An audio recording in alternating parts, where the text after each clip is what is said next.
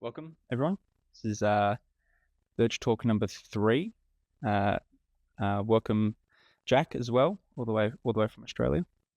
So Jack Gillmer is a proud Worimi and Biripi guru of the Gathang language group, and an architect whose positions country, that's country with a capital C, which Jack might explain in a minute what that means for Australia. As a driver for the narrative in his practice, advocating and facilitating First Nations leadership and co-design of his work, navigating the tangible and intangible of cultural paradigms to reveal latent Indigenous embedded knowledges in country.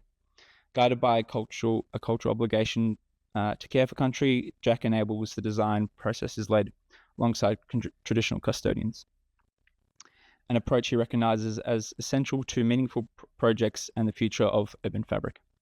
In 2024, Jack was awarded the Galang Residency, a partnership between Powerhouse Museum and the Cité Internationale des Arts in Paris.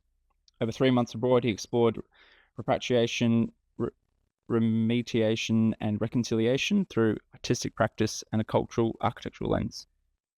Reframing museology and the role within cultural institutions. This year, he was a co-creative director of Home, the Australian Pavilion at the 2025 Venice Biennale, which presented an ambitious and immersive project that embodied the relational strength of Indigenous knowledge systems, cultural practices, and design. He has ongoing research and practice across the arts, exhibition, and museum sectors, together with collective expertise in the creative sphere. So Jack, over to you. Thanks, Lucas. Appreciate the introduction. It's really nice to be here, even though it's 10 p.m. and nighttime in Australia. But it's nice to be here and share some of my practices and things that I've been up to over the last few years in practice. I will explain what country means from a First Nations sense, and there will probably be a few other words that I say, in First Nations terminology, sort of the way that we understand things throughout the presentation that you might not understand. But if I explain all of those words, I might use up the whole hour just explaining the terminologies and definitions of the words that we use and the way that we understand things. So if there's any words that you don't quite understand, let me know at the end of the talk, and then we can have a little chat and a little yarn about it.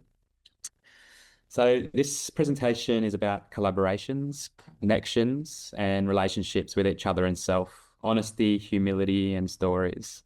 And of course, advocating country and indigenising practice, and also some of my research and experience in the space of museology and challenging preservation. I'm just going to do a little acknowledgement of the country, which is something we do here in my language of the Gathang language group. Weabunyora, nyata ja, nyata warmai birapaguri. Nyata nyarin marung garigo barigo. Nyata nyarin marung dangagago. Wanyubu ganila, wanyubu gani, nirumba barai. Gatai nironyani, gatai nironyara. Baraiga nironyara nyaringo. Hello all, my name's Jack. I'm a Worimi and Biripi fellow. I pay respect to Gadigal country, which is the country that I'm meeting you from today in Sydney, Australia. I pay respect to our ancestors, always was, always will be Aboriginal country. Together we'll all walk, together we'll all listen, on country to think towards knowledge to remember. This is Worimi country, the video that you see. This is Dark Point. This is where I go to recharge.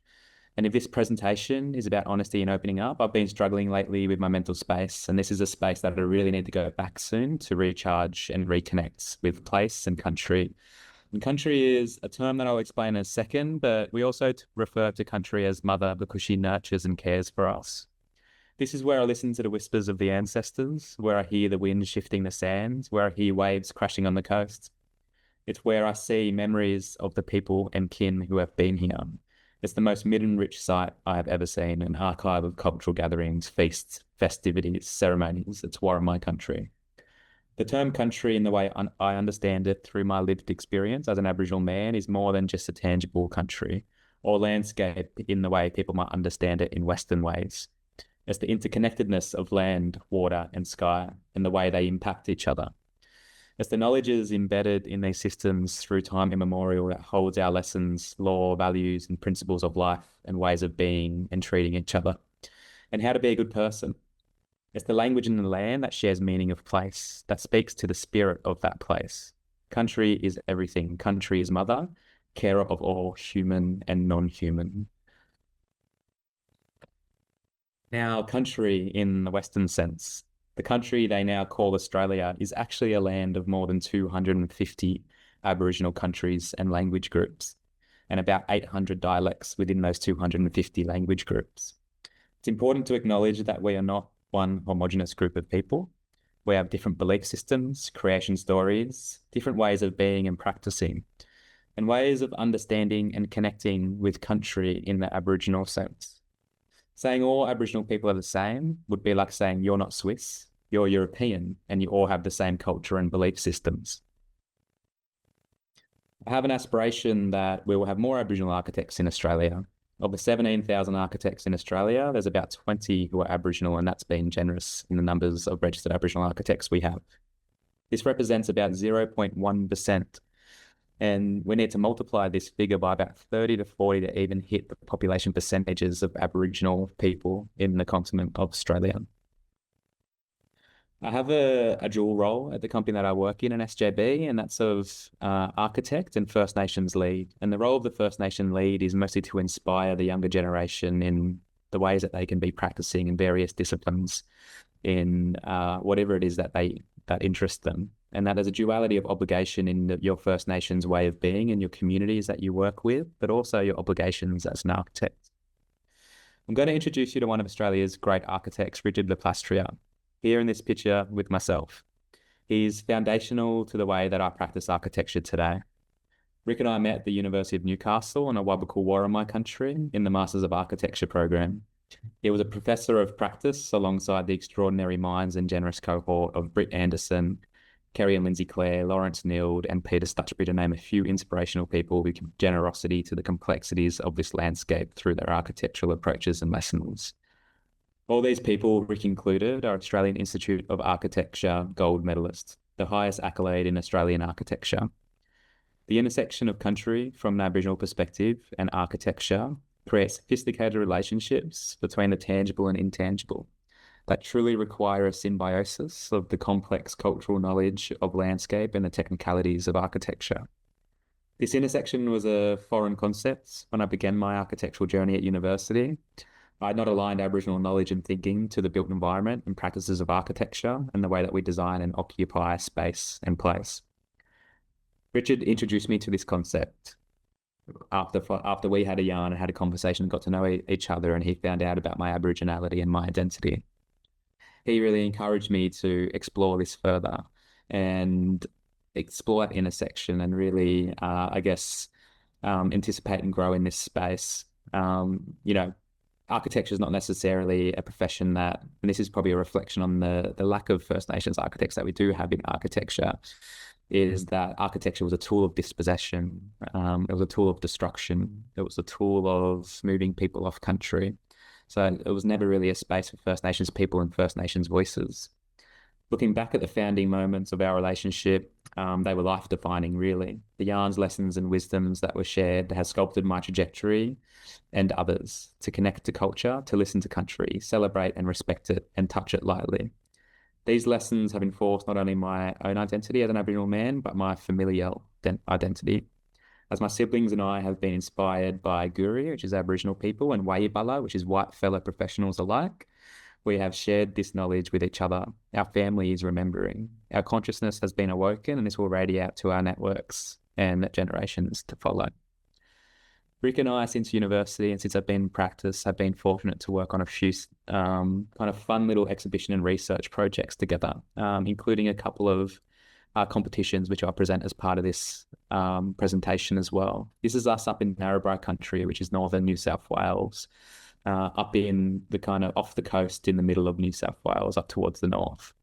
There were these really beautiful kind of landscape features that we explored in some of our travels, and there was a place in particular which I actually don't have an image of, which I'm sad because I would really have loved to have shared it, called the Sandstone Caves. And it's this beautiful high point within the national park up there. And as soon as we arrived, Rick said, "This is the most beautiful house in Australia." And it was simply these beautiful cabins that had been carved out by country, had been carved out through time. And it was a 360-degree rock, that 360-degree cave, effectively, that had all these cabins, these protected areas that were inhabited by the Aboriginal people of that region. And depending on the seasons, depending on the wind direction, depending on where the food and the hunt was, people would navigate around this rock to live.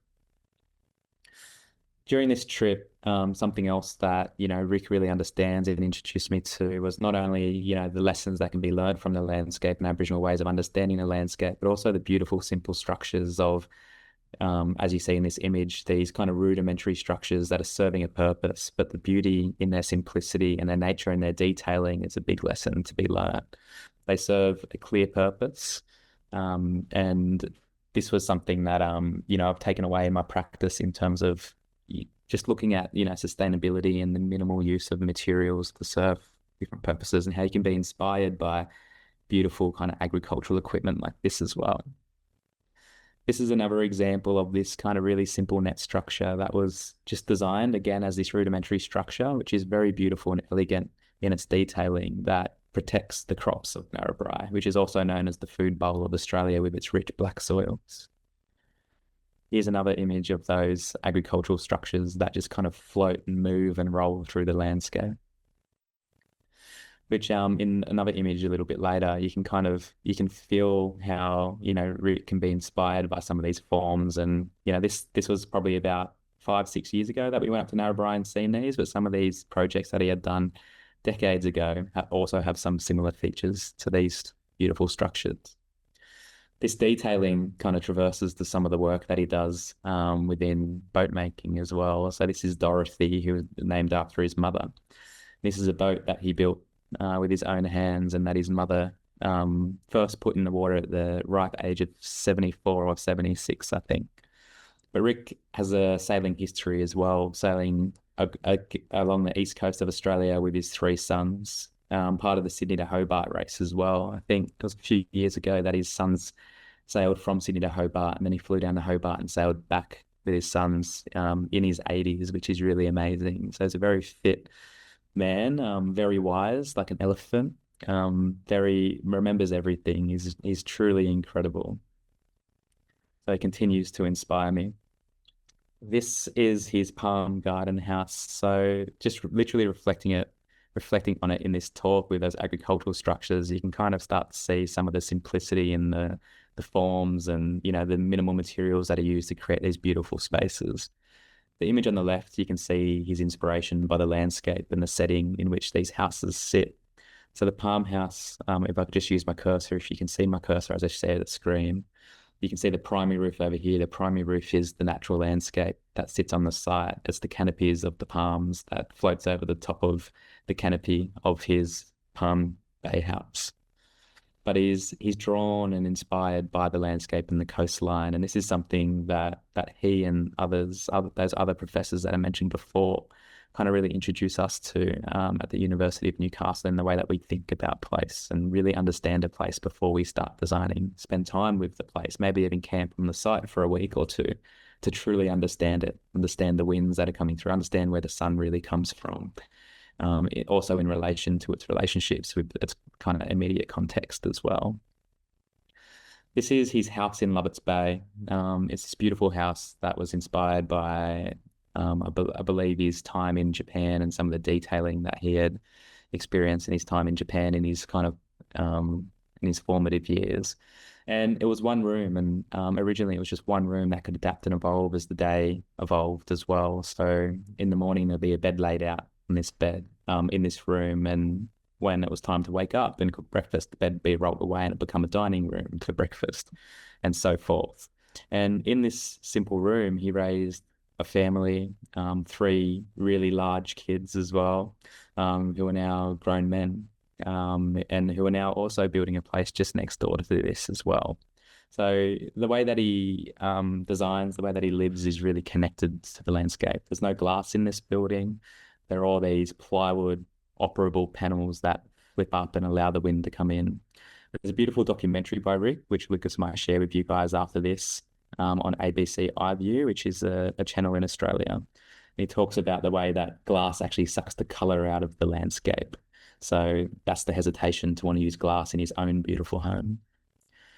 And this is me and Rick in that house. So this is the plywood home, as you can see. This is the living room. This is the bedroom. This is everything. This is the entertaining space surrounded by a beautiful landscape in a setting of a national park in Sydney here. And this is us continuing our relationship, continuing to have these conversations and talking about architecture. And this was us working towards an exhibition that we did called Eucalyptustum, which I'll get into shortly. This diagram represents the intersection of First Nations knowledge systems and the built environment. This is where I find comfort and belonging. It's in the work in this space that I don't work a day in my life because I love what I do. And it was Richard Le Plastria that truly gave me the courage to explore this space. There's also an expectation that we or communities know how to indigenize what was a very aggressive movement of the built environment on these lands. The colonial machine has developed over thousands of years, yet Aboriginal communities have really only been invited to the broader conversations within the last handful of years. We shouldn't be fitting within an existing framework that has excluded our voices, but we should be reinventing the frameworks in which we practice to uncover this unrealized potential and endless opportunities of these intersections. This is a clause in ICIP, which is the United Nations Declaration on the Rights of Indigenous People, which Australia signed in 2008. And I share this so ICIP is Indigenous Cultural Intellectual Property. And it's important to understand the IP behind the intellectual property behind Indigenous knowledges. And it's not something that's protected under kind of common law of IP. So I'll just read it out quickly. It says, Indigenous peoples have the right to maintain, control, protect and develop their cultural heritage, traditional knowledge and traditional cultural expressions, as well as the manifestations of their sciences, technologies and cultures, including human and genetic resources, seeds, medicines, knowledge of the properties of fauna and flora, oral traditions, literatures, designs, sports and traditional games and visual and performing arts. They also have the right to maintain, control, protect and develop their intellectual property over such cultural heritage, traditional knowledge and traditional cultural expressions. The reason I share this is to really bring our clients on the journey of understanding that First Nations people should be paid for their time and respected for their time and treated like a specialist consultant as well. This knowledge should be valued, and it's not something that we just extract through transactional engagement with First Nations people to have a one-off engagement, take that knowledge and cultural appropriate it.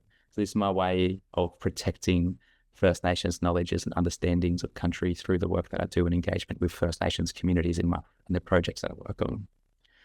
This is a beautiful illustration by Joseph Lycett, who's an early Australian settler painter from the early 1800s. This is Mullabimba, otherwise known as Place of Sea Ferns.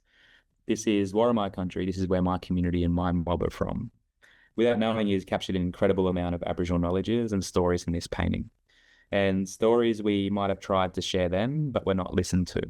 In 1989, Newcastle had a devastating earthquake, $6 billion worth of damage. Several people died, but Newcastle wasn't believed to be a place of earthquakes. But the Worimi people knew. It is embedded in the story of the ancestral kangaroo in our law. The ancestral kangaroo lives on this island here, which you can see in the bay called Wibaigumba. When Newcastle was built, if they'd been bothered to build relationships with and listen to the Aboriginal stories, perhaps Newcastle would have been designed with earthquake standards in place. This could have been a collaboration with the Aboriginal people in co-design of contemporary infrastructure. Sometimes it's not until something is documented in a Western white way, referenced and reviewed for people to listen and note it as valuable information. This is a quote that I often reflect on in terms of the what I call the kind of ancient infrastructure of the First Nations way of living with the landscape. And Peter Myers, in an article called The Third City, says the beginnings of any colonial enterprise are proverbially insensitive to local cultures. So why should we be surprised that Arthur Phillip ignored or chose to ignore the very definite indications of an existing urban structure? Again, this kind of speaks to the story of the kangaroo and the existing urban structure and knowledges in the land that the white fella decided to ignore when they invaded the lands of the Australian continent. Documenting ancient infrastructure, this is some work that we do when we're first working on projects to understand kind of more largely contextual relationships with the place in response with Aboriginal culture and Aboriginal stories that surround the space, and seeing how that then connects to the places that we're designing. It's important when documenting this to follow the rights and the protocols of Indigenous cultural intellectual property. There's information on these maps that we have removed that says to be protected. Could you imagine an urban fabric that integrates kinship systems and totemic relationships, buildings where the occupants become responsible for a particular being or element and are responsible to share awareness of it and protect its environments? The notion of building connection within architecture, within the spaces that we inhabit to connect to country and care, that really excites me as an architect. In these mapping exercises, one of my favorite tools is unlocking context through language. And it's only through language that you can truly reveal a whole other realm of infrastructure. One of my favorite words in my language is baranga, and baranga means in the red. And in the red is this particular time in a particular season when there's a particular air quality that the sunset is casting this very deep, rich red that you can only find yourself in that moment very few times. And I found myself in that moment, I think it was 2 or 3 weeks ago, actually, when I was up on country, and it was the most beautiful, rich sunset that I had ever seen. And that's called baranga. Okay, now onto the project. So this is Eucalyptustum, an exhibition where we're engaged. And this is one of the ones that I collaborated with Richard Leplastre on as well. We were engaged by the Powerhouse Museum for this project. In this exhibition, the Powerhouse Museum wanted to reckon with their foundations as a museum. This museum was established on colonial practices, technologies, and material acquisition. There was a deep desire for truth-telling in this exhibition by the Powerhouse, of the pillaging and destruction of forests through deforestation, and in many cases, aggressive taking of Aboriginal lands and materials. A lot of my work is about multisensory explorations. As part of our proposal, we commissioned an endemic garden in the forecourt, which is in this image here. Even before entering the museum, one is welcome to Eucalyptustum before stepping foot inside. Invited by the pre-invasion scents, the burnt timbers, the insects and birds that call this place home. In the briefing for the project, we were told not to use timber. Yet, all of the architectural systems we created were timber. They were worried about the contrast between the timber architectural system and the materials and objects that would go on display. But it worked really well, and it was actually Richard's idea to use a formwork timber, which has this black film on it to allow the concrete to release, which creates actually an incredible contrast with the timber. In a project of this scale, usually there'll be 24 months for curation, identifying the thematics, objects that will go on display, artists to engage. We had 6 months. So what we proposed was a system that was highly adaptable to suit the needs of the curators and artists. Larrakij. So these are vertical burial poles called larrakij, the Powerhouse's largest commission, crafted by Wakan Wanabe, who passed away a couple of years ago. These were positioned in a way that challenged typical museum display. It invited people to walk amongst sensitive cultural materials, to engage with them, touch them, smell them, stand against their tall posture and appreciate their presence. Something you can't do behind glass or on plinths. It's in experiences like this that enables connectivity and for people to build relationships with this intimate experience, something people will remember forever. These are these beautiful charcoal drawings that Richard done as part of the exhibition. In the space is this big 12-meter tall vaulted ceiling, which is just this kind of empty void that needed to be filled to really ground the exhibition experience itself. In each of these drawings, Rick reflects on memories that he's had in eucalyptus forests, in hope that participants and people that are coming to see Eucalyptustum will also share memories of their experiences within eucalyptus forests as well, that might have had remnant memories come out through appreciating and seeing and being under these big, beautiful banners. So as you can see in this image, just to the top right are the banners that are overhanging and kind of holding the space and holding the exhibition, holding the stories below. But it was more of this kind of subconscious that would enable people to be able to reflect on, again, those kind of remnant memories of their past, and also the smells and the multi-sensory other experiences that were in this exhibition for people to be able to, share memories of their childhood running through eucalyptus forest, or what is it, the smell that reminds them of home. Again, this is just some more diagrams of the adaptability of what we call the terrain system. So as the curators and artists were engaged, they could start to understand and define the ways that this system would then be adapted. So we formulated this kind of detailed kit of parts that could be adapted to suit any kind of form of display, whether that was hung on a vertical wall, sitting on a flat surface, or in a display cabinet as well, as it might have been fragile and needed to be protected. This is just an image of how some of those systems then also start to frame other stories and starting to reveal some of the structural details that we developed as part of this proposal. Again, it's all timber and can all be reused. And we're actually reusing this now for the homecoming exhibition of the Venice Biennale project that we did this year. This was actually my favorite part of the exhibition, and not anything that you can see. It's actually the intangible that came from this. So as part of this piece in particular done by Anna May Kirk, she designed a perfume which it was more about the dew of the morning kind of rising sun within a rainforest. And it was this smell, this scent that for me, like, really evolved the experience of the exhibition. And it was, for me, smell being one of my kind of more sensitive scents, that a lot of memories came flowing back to me when I could smell that as I was listening and experiencing some of the artist stories through the space. This is a competition that we did for so UTS is a university in Sydney. This is an Indigenous college competition proposal that we did. We were unsuccessful for this project, but it was a proposal that we were extremely proud of, that went against the brief and started to challenge the planning proposals that were put on us. And it's through country that I advocate for and kind of protest against some of these controls that are placed on us to oppress Black architecture. We were unsuccessful, but the team that worked on this project said it was the favorite project that they worked on, even though we lost. And it wasn't necessarily architecture that made it their most favorite project that we worked on, but it was the process that we went through together. And we went through this process of a yarn. If you remember that word yarn, it's something that I'll express and explain a little bit later as I present the Venice Biennale project as well. So these are some of the values that we drew as symbols that we expressed through some of our architectural plans as well.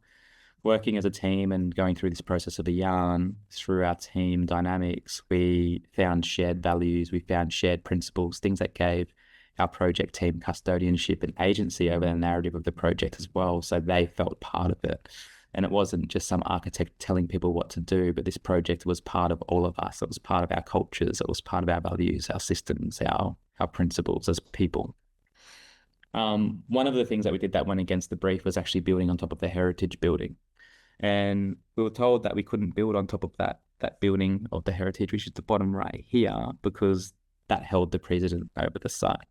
We had an opportunity to build a proud Black building, and we thought building on top of it actually presented an opportunity for reconciliation and a coming together and sharing a presence of space.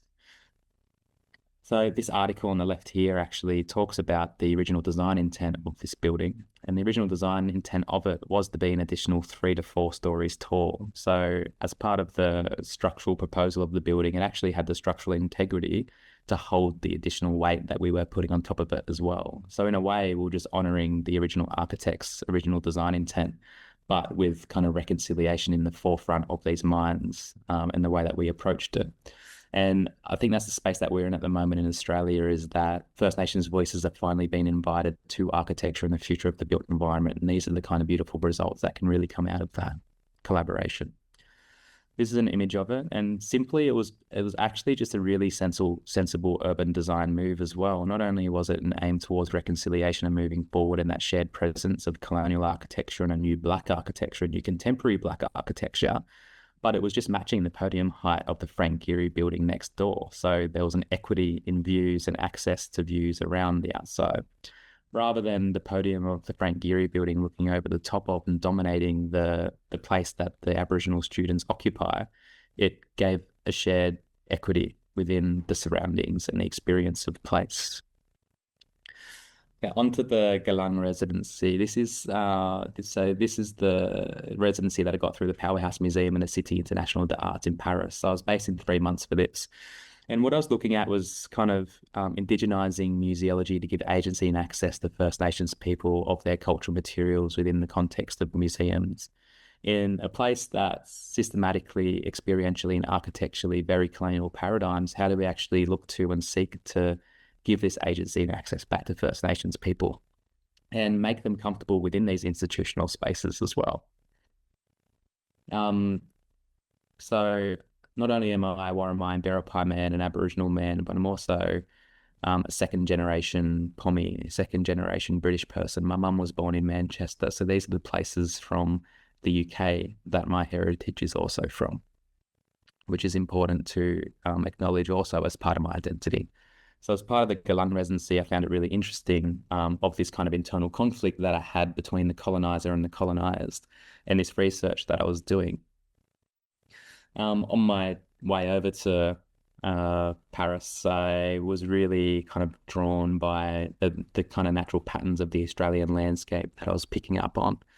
So I couldn't help myself but to kind of take photos of them and compare them and start to pick up on these patterns and these stories of the landscape and what it might mean just from my own understanding of it.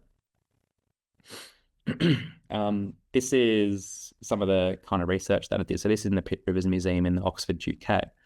And something that I really reflected on is when you're visiting these cultural materials that you're trying to get access to, it's like visiting a relative that's incarcerated within a prison. Is you don't get to walk away with your relative, but you walk away with the memories of the relative and the stories that you might have shared then. So as I'm engaging with these cultural materials that belong to, some of them belong to the Worimi and Biripi people, which is where I'm from, but I was also engaging with materials from other First Nations countries of the Australian continent. I was trying to pick up on some of the latent knowledges that are embedded within these cultural materials, starting to look at ways of unlocking them and trying to understand them in my own way. So these are some of the patterns that are engraved in them. And as I left, I was thinking, how do I start to document these, and how do I start to perhaps reveal some of these latent knowledges that are embedded within these cultural materials? So my community, for example, is the second penal colony of Australia. So a lot of our cultural practices and a lot of these knowledges were lost in the attempted kind of cultural genocide of our people. So in a way, there's this although the collection of materials colonization was aggressive, the collection of materials now gives us insight into some of our cultural practices of the past as well to revive them. Through my residency, I was really trying to figure out what it is that I was really trying to find answers to, and what it is that I was trying to explore. And this is a quote in Tyson Yunkaporta, who's an Aboriginal author here in Australia, in his book called Right Story, Wrong Story. It's just on the bottom left there. And he says, the family uses the canoe over the next few months, but then it is collected and placed on display in an institution that owns it now. The insects start eating it from the inside out, and its new owners spray it with chemicals to preserve it. But too late, the insect eggs were deep in the wood like a self-destructing message in a spy movie. A vessel needs to be in living and in regular use, in fresh and salt water to stop the insects from eating it away. It soon crumbles to sawdust, and someone writes a paper laminating the demise of the last canoe. They don't get it. The canoe is not a belonging. The belonging is in the relationships that were strengthened in the canoe's making, and the knowledge processes of 1,000 activities that were demonstrated and passed on to the next generation at the same time.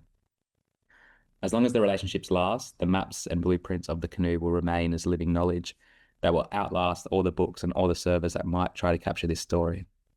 Relationships are the only way to store data safely in the long term. So for me, this kind of talks about preservation in the way of activity and sharing knowledge as people, rather than that kind of Western sense of preservation where things are locked in a cabinet and it's something that you can't engage with and something you can build a relationship. But the preservation is in the relationships between people themselves, and perhaps even the recreation of objects and the recasting of patterns that you pick up on as well. So these were two boomerangs that are from my community, which I found in the Pitt Rivers Museum in Oxford. And I guess the first and second penal colony of Australia being Sydney and Newcastle, there's not that many objects that are actually found within these museums. Reflecting on some of my experiences within these institutions as well, they felt like places of observation that you couldn't actually truly be trusted with spending time with your cultural materials either. So the Pitt Rivers Museum in particular was inspired by the original design of the old section of the Pitt Rivers Museum, which is about 150 years old, which is a big internal void that has walkways around it. But when it comes to cultural practice within institutions, it doesn't really create a safe place for First Nations people to engage with their cultural materials. So this is something that I reflected on in some of my practices in how to make some of these spaces safer for First Nations people to practice. So through, I guess, as part of the residency, I didn't really have access to many tools and materials. You're just kind of given a room and you don't have any. So if you want to create big sculpture materials, you have to go out and buy big expensive tools, and you have to try to find materials, and sourcing things and the logistics in Paris isn't as easy as it might sound. So the material I chose to use was called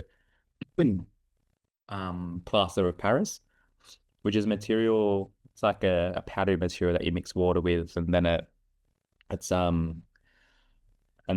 hardens like a cement, but it's like a soft cement, and then it becomes really easy to carve into as well. So I started to pick up on some of the patterns in the cultural materials that I was spending time with, and in a way they were kind of like architectural and had a lot of these orthogonal angles. And there's this expectation in Australia that Aboriginal architecture is very fluid and organic, but in fact a lot of the patterns and carvings that we put on cultural materials are very rigid and a lot of right angles and a lot of straight lines. So I found that quite interesting, and that was amongst many of the Aboriginal countries in Australia. They found this commonality and this way of documenting stories in cultural materials and documenting the landscape as well. So as I was documenting these and carving these patterns that I was remembering in the plaster of Paris, which is it's the gypsum-based material, which is one of the most abundant resources on Earth, I think, not too far from clay. And I overlaid a video and so the video that you see in the background is a video that I showed at the start of the presentation. And it's through the overlay of this video that I was trying to maybe look at revealing some of the knowledges that were embedded in the carvings that I did and those memories that I had with the objects as well. So it's just this kind of overlay exercise that I was doing as a bit of an artistic practice to see if anything kind of came to mind. And then some of these images, which, they're just images that I kind of liked, but they also showed the activities within my studio space. And again, it just kind of reflects on that quote by Tyson Yunkaporta, these activities that hold memory, these activities that hold story. And this is part of my process. And so when I was in Paris as well, I was quite, it was the longest that I ever spent away from home. And it was the first time I had traveled on my own as well. So I kind of felt a sense of lost, and I really started to miss home. It became homesick. So one of the things that I did as part of my practice and feeling a sense of belonging as well was trying to find something that I was familiar with. And this familiarity came through some of the eucalypt trees that I came across in Paris. And these eucalyptus trees in particular have this wax on the leaves, which is called, I think it's an epiculia wax or something it's called. And every time you engage with them, you leave your fingerprints on them. And it was just a reminder to really care for the places and the things that you're touching as well. And everything that you engage with actually leaves memory of those activities. So again, it's kind of speaking to that Tyson Yunkaporta quote about engaging with things and the relationships that you're building with things. So that's my thumbprint that's on this eucalyptus leaf that I think this is the first leaf that I picked from the eucalyptus trees in Paris. So whenever I was feeling a little bit lost, I would go find a new eucalyptus tree. And there's quite a few of them in Paris. I actually found this GPS map that was specific just for eucalyptus trees in Paris, which I thought was quite interesting. So I went and tried to hunt as many of them down as I possibly could. This was part of my exhibition at the end of my residency. So I was just putting on display some of the materials that I'd made and some of the stories that came with that. And as a backdrop, that was the drop sheet that I worked on as well. And again, it comes back to that kind of, the preservation for the knowledges that I gained through the residency was actually through the activities that I was engaging with within my studio space. So by presenting, I guess, the drop sheet that I was working on and everything that I was spilling on, it was also showing these activities. It was showing my relationships in the space. It was showing my relationship with the materials I was creating as well. And as part of that, I also overlaid a projector of my home, my landscape, country, mother, over the top of these activities as well. Again, just to see if I started to reveal certain stories or started to reveal certain latent knowledges. Some of the diagrams that I drew in terms of my aspirations on the future of museum spaces as well is, I guess, the reality of museum spaces is that they're stories of us and they're not stories from us. So all the stories of cultural materials are generally from a Western perspective and the time that they collected them, and they're not actually stories from the communities that these materials were taken. So what we find in when we are engaging with institutional spaces is this feeling of theft, hurt, colonization, that our cultures and our stories are unseen. They're all laying dormant underneath in these cabins. They're incarcerated below in these storage facilities underneath, say, for example, the British Museum. Guess what the aspiration is for a revival of these stories, of these cultural materials, to get access to them, to find a place within these museums that we can access to them, that we have agency in, that we can breathe, where we can exchange knowledge with each other, but also with the institutions. In this space is truth. In this space is opportunity for commission. It's an opportunity for repatriation and rematriation. It's an opportunity to program First Nations activities and storytelling. It's contemporary in nature as well. And this started to make me think about the research that I was doing. And I guess when I was in Paris, I hadn't been announced as the co-creative director of the Venice Biennale yet. So I didn't really have anything kind of tangible to work with in terms of the research that I was doing. And it wasn't until that I found out they were successful that I was like, okay, now I actually have a perfect box to work in, which was the Australia Pavilion. It's the perfect cube nearly of a place that you can work in. So I started to imagine, well, what could a culturally safe place be like in a cultural institution that was in a box form in a pavilion like that? So that's what started to inspire, I guess, this little cube that you see in this drawing, which is kind of embodied or incarcerated within a cultural institution. So I guess it's about thinking about what's the ongoing nature of these cultural institutions. And I think these anthropology museums like Pitt Rivers Museum, like the British Museum, is that the future of them is trade, it's transfer, it's commission of cultural materials. So as things are repatriated, we also don't want to give these museums the opportunity to wipe their hands clean and pretend nothing happened. In fact, there's actually an opportunity to give something back in return on our own terms, and a story that comes from us that goes in place of the repatriated objects. So it's reciprocal. It's revitalizing cultural practice as well. So by going over there, engaging with the collections of cultural institutions and museums, it's revitalizing cultural practice. We're able to learn things from the cultural materials that are being collected from our people, and then it results in new exhibition. This just represents this kind of this quote that I came up with through my time there, and it's just expressing that cultural continuation is greater than preservation. And this just expresses the colonial fracture within time immemorial and the living culture of Aboriginal people. And it's within this time here that, it was the attempted cultural genocide, it was the invasion of the Australian continent. And regardless if that invasion happened or not, we're kind of, in a way, that, that Western preservation is a way for us to look forward to now this cultural continuation and engaging with these objects. But it's time to start thinking about what the future of these cultural institutions are from a cultural perspective and how they can now start to give back to the places that they colonized as well. Just before my residency, I found out about the reimagining of the British Museum, which was won by Lena Gottemer, who's an incredible architect who just came to Australia and did a little lecture series recently as well. But when I found out about it, it was a little bit too late. There was probably about a week left until the expression of interest was due. And I thought, how deadly, how amazing would it be if we put together a team of First Nations architects from around the world to deliver on the reimagining of a third of the British Museum. I think it was a £500 million commission and project of the British Museum as well. So it was very significant. It was a very major project. And one of the things I was thinking was this idea of this kind of the reverse of the hierarchy of these institutions, and how do we actually put some kind of cultural object on top of, say, the British Museum as an example. And it's a symbol for the minorities of the people who live around these institutions as they see these places to have hope. And it's a symbol of hope of reconciliation as well. So it's like this object can stay on top of this museum as long as it needs to be until the minorities feel like reconciliation has been met. And then does the institution have the opportunity to then remove it.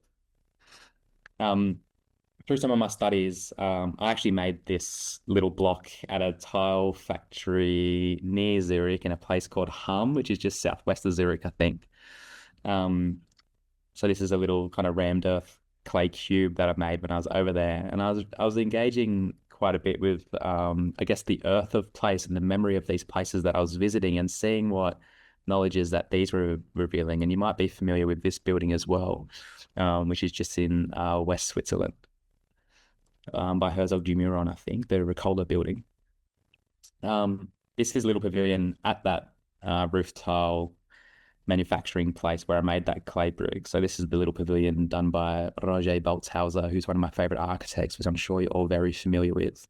And there's something beautiful about the rammed earth that they use for this pavilion has no cement in it as well. So there's something beautiful about the temporary nature of it. And the intent of it is that it's this little experiment pavilion that they're just put in this garden for 10 years to see how it starts to erode with the weathering and the rain and the wind. So it's this little kind of temporary experiment, which I really responded to in a way that I can't quite explain, but it was this kind of temporary nature that I was really drawn to, which started to inspire some of those thoughts around that British Museum proposal, which I was just a little bit too late to. But it was like this kind of the temporary nature of that symbol on top of the British Museum as that symbol of hope was something that I was inspired by in the earth of the places that I was visiting. So from a distance, you see this kind of this cultural symbol, this beacon within, a place like London. As you submerge yourself in the city, it disappears, and then it reappears as you get closer to the institution. When you're inside the institution, you can always see this cultural box, this black box, this symbol of hope, this symbol of reconciliation.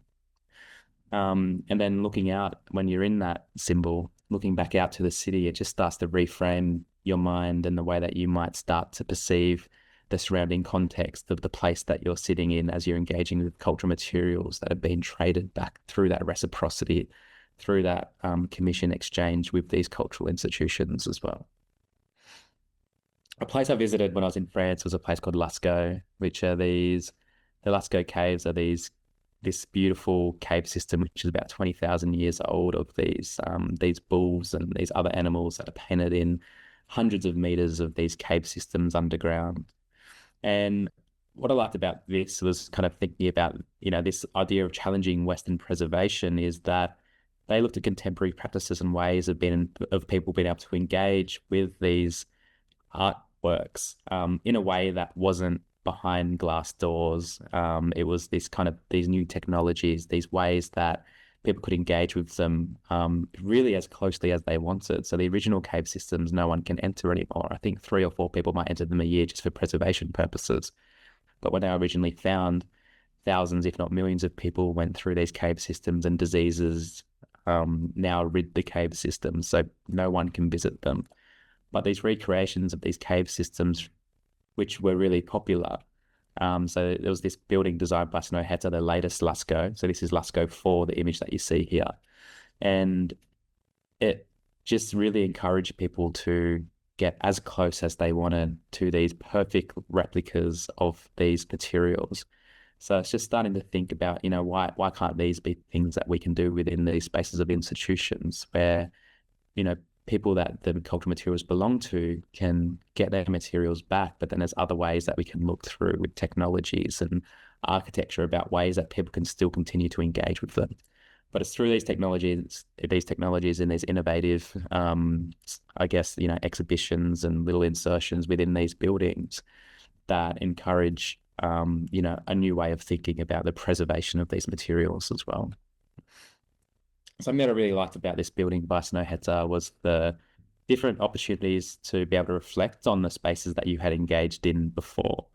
And I think a lot of the institutions that I experienced with is that a lot of it became quite overwhelming. So it's about coming to a place that tells a particular story, or perhaps a particular culture or a particular object that's on display, then having the opportunity to be able to escape through these different thresholds as places to reconcile with some of those thoughts that you might have had in that space, or have a conversation with someone about it. So onto the Venice Biennale project. So this is a little model that I did, little conceptual model as part of my Galang Residency in Paris as well. This is our team. So we're a team of 7 First Nations practitioners in the built environment, all from different Aboriginal countries of Australia. So we all came with our ways of being and practicing and the knowledges that we brought from our country. Again, just remembering that Aboriginal people aren't all one homogenous group with the same ways of being, the same cultural stories, the same knowledges. We practice in different ways. So one of the provocations that was put forward by Carlo Ratti, who was the overall director of the Venice Biennale, was this. And he said, one place, one solution. If every country brings one success to the table, together we can assemble a global kit for adapting to the future. And what we wanted to bring as First Nations people was this way of coming together and being and understanding the landscape and what we can take from that as people. And we had this, I guess this robustness in our approach and this kind of complexity in the way that we are coming from different nations around the Australian continent with this kind of shared message of ways of coming together and sharing stories. And it kind of comes back to that process of the yarn that I mentioned before. And the process of the yarn is to break down traditional hierarchies within, in our instance, within architecture. We don't want to have, some big famous architect telling us what to do, but we want to have shared agency. We want to have shared custodianship within the stories that we're working on. We want to give people joy in the work that they do in architecture. We want people not to work a day in their lives. We don't want them to go to work and feel like it's a burden.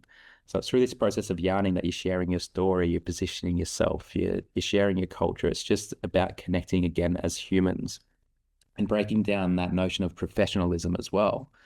It's through this that we find our shared values, we find shared voice, we foster connections with each other. It's about enabling your colleagues, the people you're working with, regardless of their position within a place, where often you can see the disabling of people through hierarchy. So through this process, you become like a tight-knit little family. And I think that's the main reason why the team that we worked with on the UTS residential project, which I showed you before, loved that project so much, because they felt like we were a family after that project, the tight-knit little family that worked on that project. And they felt like the project was part of their story as well, and that they had custodianship and agency over the project itself. So as part of our project, we shared some stories just about ourselves. And this is a way of us kind of engaging in that yarning process, is that it's through sharing some of your childhood stories and your trauma, the good things, the bad things, that you start to understand someone, and you start to understand that they might operate. And then you start to share values and you start to share principles. And then you start to become a family yourself. So the 7 of us became a family through this process, which created a really rich response and something that we'll be proud of for the rest of our lives. Through some of the casting that I was doing with the plaster of Paris as well, it just started to reveal these kind of beautiful natural patterns, which started to, for me, bring memories of different landscapes. So some people might look at this and they see different mountainscapes or snowy fields. Some people might see freshwater country and streams that run through plain open fields. Some people might see oceans and, the waves and the patterns that are left from the waves, the tides as they draw back out towards the ocean. So it was this that we're inspired by that started to surround the internal space of the Australia Pavilion, and the patterns that we started to reveal within these plaster of Paris panels as well for people to engage with. So it was the sounds in the Australia Pavilion, it was the sense of the students' objects, the living belongings, and all these things that really encourage these reminiscent memories to then be shared in this space. This is just me and Kian. So Kian's an artist, and as well as one of the students that created one of the living belongings that sat in the Australia Pavilion, just doing a little handshake deal as we kind of agreed to the methodology of pouring these petals. He was really instrumental into getting the final finish of these panels, which surrounded the space and hugged and contained the Australia Pavilion. These are just some images showing some of the architecture, the earth. One of our favorite things was the kind of centerpiece of it, which was the sand, but the sand was the memory of everybody that had stepped foot in that place. So every single material every single element in here was created by our hands. There's not one thing in here that doesn't have the oils of our skin in it, that doesn't have our passion, that doesn't have our love. And there was so much emotion that was put into this. And this is our opening ceremony. As part of the opening ceremony, we all cried because we were so overwhelmed with emotion and pride. But I'd say 60 or 70% of the crowd also cried with us because they could feel the passion, they could feel the emotion within this space. A little secret is that this tall wall actually isn't rammed earth. It's actually this clay plaster. And we had the best person in the world that applies it, that came from London. And the reason that we needed to mimic rammed earth just for the tall wall portion, so the seat is all pure rammed earth, but the tall wall portion is that the Australia Pavilion's elevated above the landscape and it's supported by columns. So if that was real rammed earth, the Australia Pavilion would have collapsed and we wouldn't have a pavilion or we wouldn't have an exhibition. What we created was a space of intimacy. It was a space of conversation. It was a space of expression and sharing your feelings. It was a space of embrace and love. It was a space of emotion and coming together. These are just some more images of the pavilions. As you can see, wrapping around the space is the student belongings, which are on display. And it was their stories that we really wanted to encourage and empower. So a lot of the time with the Venice Biennale and specifically some of our experiences with the Australia Pavilion is that architects find it as an opportunity to share their voice and the things that they've done in architecture and celebrate themselves. But all we want to do was bring people together and break down those hierarchies, but share the stories of the generations of the future who are going to be leading these practices. That's what these student living belongings are a symbol of. It's a symbol of their story. And through the elective that we did, they all came together and they all shared stories that they wouldn't have shared otherwise because we were introducing them to this process of the yarn and coming together. These are some of the student belongings just close up that were on display. These were these beautiful weaved grasses by one of the students, and then it was soaked in eucalyptus oils and tea tree oils and other oils that just brought these scents and these memories straight to the forefront of the mind. One of our favorite things about the pavilion as well was that it was the favorite place for children. It was the favorite place for families, and the mediators, the people who looked after the pavilion when we left, sent us photos all the time of mothers and children just in this space, enjoying it. It was a space of reflection. It was a space where we weren't shoving didactics and information down people's throat. It was a space where you had to think about how you thought in that space, and we didn't want to tell you how to think. And the more that people put in it, the more they were transparent, the more humility they showed, the more that they got out of it. We think that's why kids engaged so well with it, is that it was about tactility, it was about the senses, and that's something that, is really prominent in the growth and development of children. It was such a hard physical process. This was the last panel that we put in. I could tell you exactly where it is in the pavilion. It's actually been demolished right now. I think it closed a week ago. And we wrote on it last fucking one because we were so over it at this point. But this moment, just reflecting on it now, I still get so much joy out of it because it took us a long time to get this thing built. One of the other things I'm doing at the moment is I'm on this cultural council for the Pitt Rivers Museum in Oxford, in the United Kingdom. And we're a collection of about 15 First Nations people from around the world looking at reframing the way that the Pitt Rivers Museum practice. They're one of the largest collections in Britain, and they want to look at how they can indigenize their collection as well. So in 2034, I think it is, we're looking at rehanging the Pitt Rivers Museum from a First Nations perspective. So it's these kinds of things that are starting to step us in the right direction. As part of it, again, we just came together as humans. We shared our stories, we shared our cultures, and this was this beautiful moment where we all went around in a circle and shared a part of ourselves, a part of our culture. There's a lot of tears in this moment as well, and that's what it's about. It's about showing that humility, that transparency, being honest, being open. So the way that it's on display at the moment, it's a little bit like a garage sale, is that you have all these objects from different countries, different ethnicities. You have men's business stuff, you have women's business stuff, all in one case, things that shouldn't be in the case. And when each of us stepped within the museum, we felt this heaviness, this kind of retaliation to the way that things are on display that we really wanted to fix.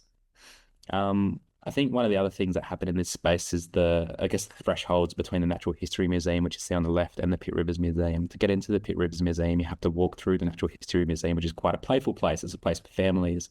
It's a place where you can touch a lot of things. It's a place where kids yell and it's encouraged. And then you walk straight into the Pitt Rivers Museum. So it's these thresholds. That's also something that is at play when it comes to the way that people are behaving in these spaces. So people will walk into the Pitt Rivers Museum showing a lack of respect. So I was on the top level of the Pitt Rivers Museum on one of my times over there, and people walked past some Aboriginal materials, some boomerangs, and, you know, the only comment that came from them was, "What the fuck are these?" which was really disrespectful.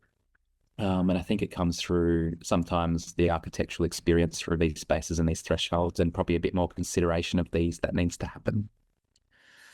So this is the overall image of the Pitt Rivers Museum. You can see how jam-packed everything is in there. So this is something that we're looking to address as part of this 10-year plan. The last thing I'll share is just this quick little fun story of the M Pavilion in Melbourne, Australia. So it's this pavilion that's designed by a famous architect around the world every year, and this is the 10th year, and it's designed by Tato Ando. And we had a little exhibition there and a little gathering for people to come together and connect, and this was before the Venice Biennale. And we wanted to put ochres and clays over the concrete, and the M Pavilion have a little cohort of architects who give the green light and the red light for different things to happen. And they said, no, like you can't put clay and ochres on the perfect concrete of Tato Ando. So we decided to do it anyway. And what we did is that we just had these provocations around the space. We spoke for about 15 minutes, and then the rest of the 45 minutes was just coming together and getting other people to participate as part of the exhibition. And this was a quote that came out of it. So one of the participants said, "It was really great walking around and hearing the conversations people were having in response to the questions on the wall. They were things we don't normally ask each other. So getting the opportunity to share our stories and to hear the stories of our friends was really lovely." And that's just something that I encourage all people to do within architecture, but not only architecture, but within all professional disciplines. That's all. Thank you.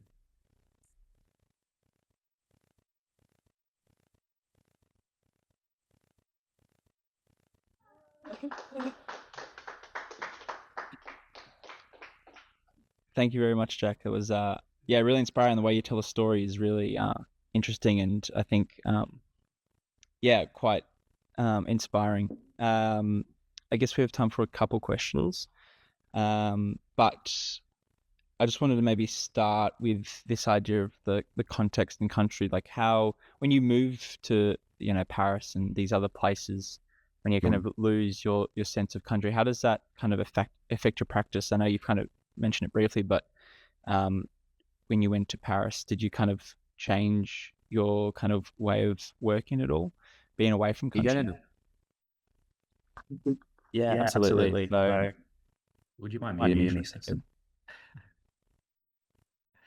That's just the reverb. One of the conversations I was having when I was in Paris was with Emily McDaniel. So she's one of the other co-creative directors of the Venice Biennale. And she said, when you're in Paris, do you feel an obligation to care for that place? And to be honest, I didn't, because I didn't feel connected to it. And she was like, well, how do you find that obligation? How do you find that way to care for that place? When you walk past a piece of rubbish, do you feel the urge to pick it up? And I said, no. And then she's like, when you're on your country, do you feel an urge to pick up rubbish as you pass it? I said, yes, because I felt an obligation to care for that place. So as part of my practice in Paris, and I think that was my engagement with the eucalypts there as well, and nature, and trying to get underneath those concrete blankets that are really hiding all the latent knowledges of that country, was to find my ways of connecting with that place and trying to understand it through my practice as a First Nations man. And I think that really changed the way that my mindset was when I was in Paris as well, which then also changed the way that I was practicing artistically within those studios.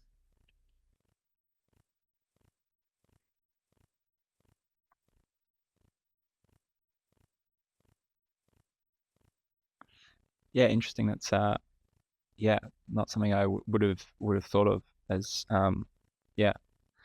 Questions from what? Yeah. Okay.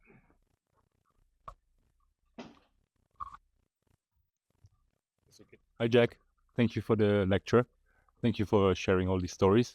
And I was wondering, because you were often, or like you explained a lot of stories where you're critical of institutions and how they work and how they have worked in the past. And I was wondering, how was your reflection while you're working with the Venice Biennale, which is an institution which is deeply grounded in Western knowledges as well, and how we approach art and how was our architecture in that sense, and how was your like reflection on this institution while you were doing the pavilion?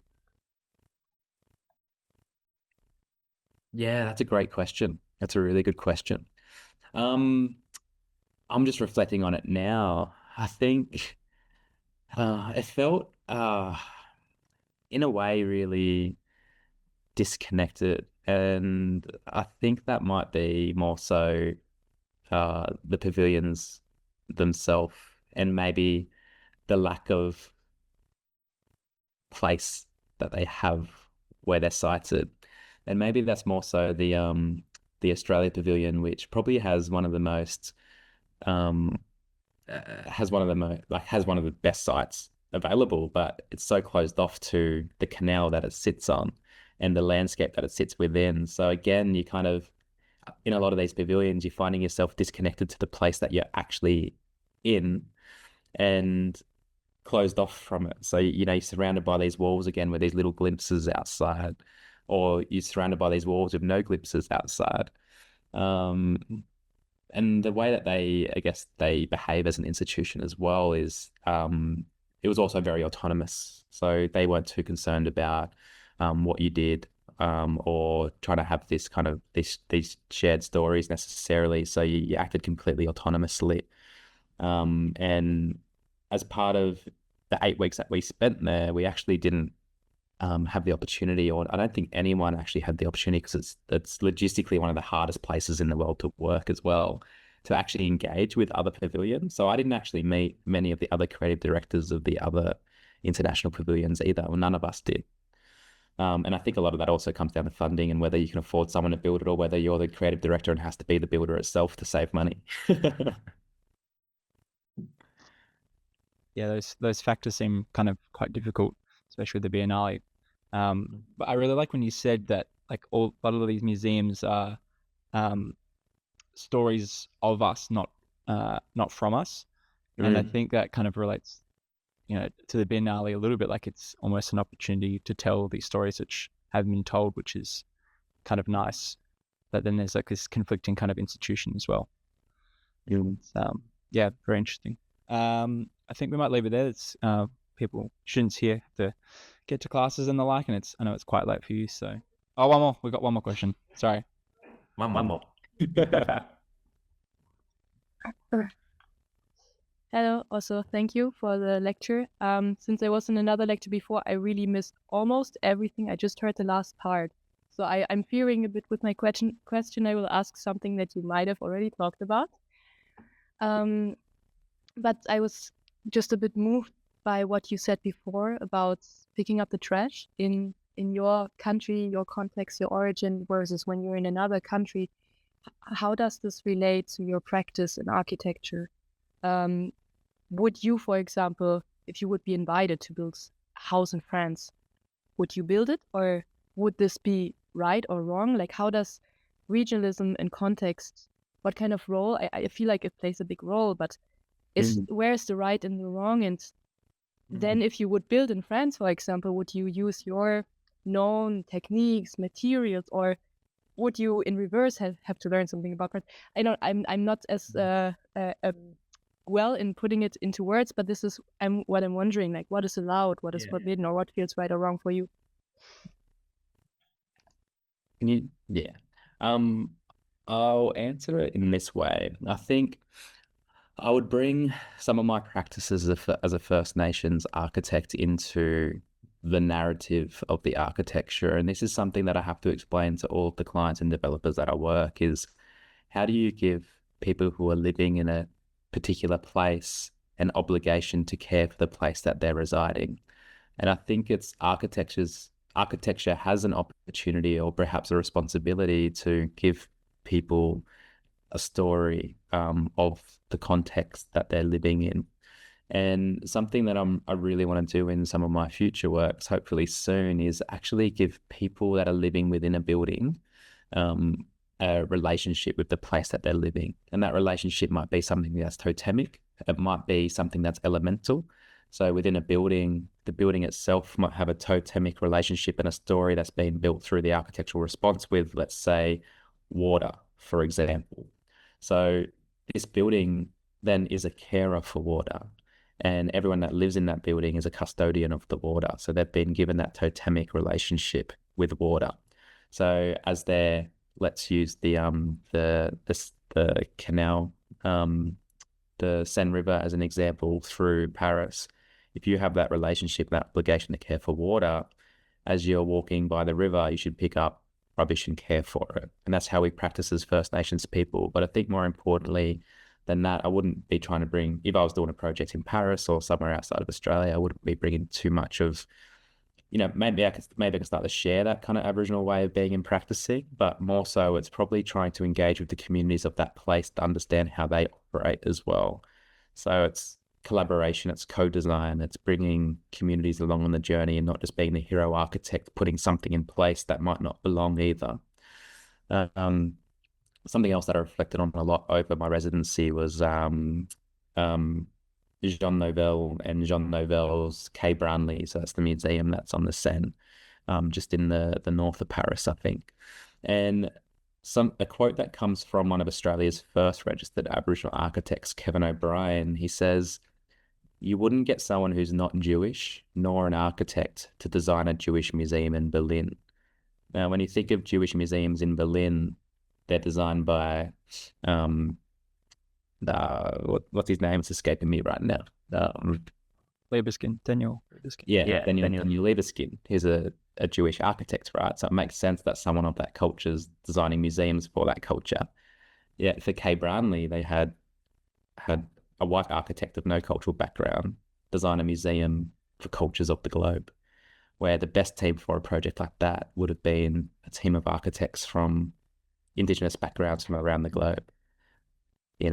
So it's like, I think it's trying to understand what your project is about and then how you give that agency back to the people that project's for, whether that's for First Nations people who are foreign to that country or whether that's for the people of that country and the people who are living there. I hope that makes sense and helps.